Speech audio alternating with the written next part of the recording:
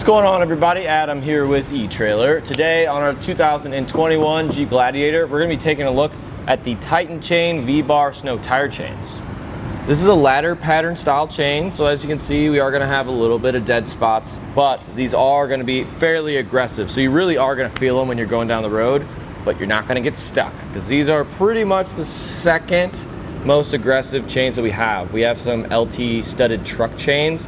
It's a little bit more aggressive than these, but these are definitely gonna get the job done. These can be used on-road and off-road, made of a low carbon steel construction, so they're not gonna rust away over time. They have twist links with the little V-bar on top, and that's really gonna get you the really aggressive traction that you may or may not want. So if you do want these, just make sure you don't exceed 30 miles an hour whenever you're going down the road. The chains come in a pair of two, so if you're just gonna put them on the back tires, just grab one, and it does come in a carrying case, but you can put them on the front if you really think you're gonna get into some really slippery situations. You go ahead and put them on the front and the back, and just grab two of these. They fit in this canvas bag pretty nicely, but as you can see, over time, they start to rip a little bit, so just be mindful of that. These will probably last you a couple different seasons, but you never know. So it does fit in there, and that's always a plus. One thing that I like about these chains is they fit pretty well on our tires, and the installation process wasn't that bad. So if you stick around, we'll show you how we did it. First thing you want to do is lay out the chains. We want to make sure that there's no tangles or twists in our links. And then there's going to be two things we want to take into account. One, this little bracket here, this little chain, we're going to have a abrasive side and a more smooth side. We want the smooth side to go towards the tire just to prevent any unnecessary wear. And then we need to have this lever on the outside because we will need to access that later. So once you get all that sorted out, what you want to do is grab in the middle of the chains, and what we can do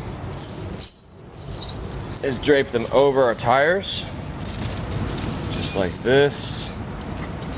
We want to make sure they're nice and even forward and back, and also side to side. And once you get all that kind of figured out, I will meet you around back to make our first connection. On one side, we're going to have a series of links, and then on the other side, we're going to have a hook with no home. So what we want to do is find a home for it. I do suggest doing this in your garage first, because as you can see, we have a couple of links we can choose from.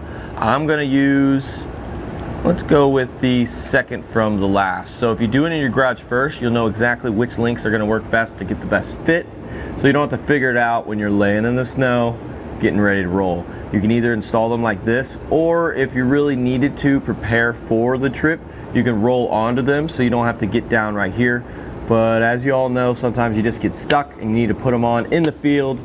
So this is the process you'll do. So let's go ahead and continue with the process, and I'll meet you around front for our second connection.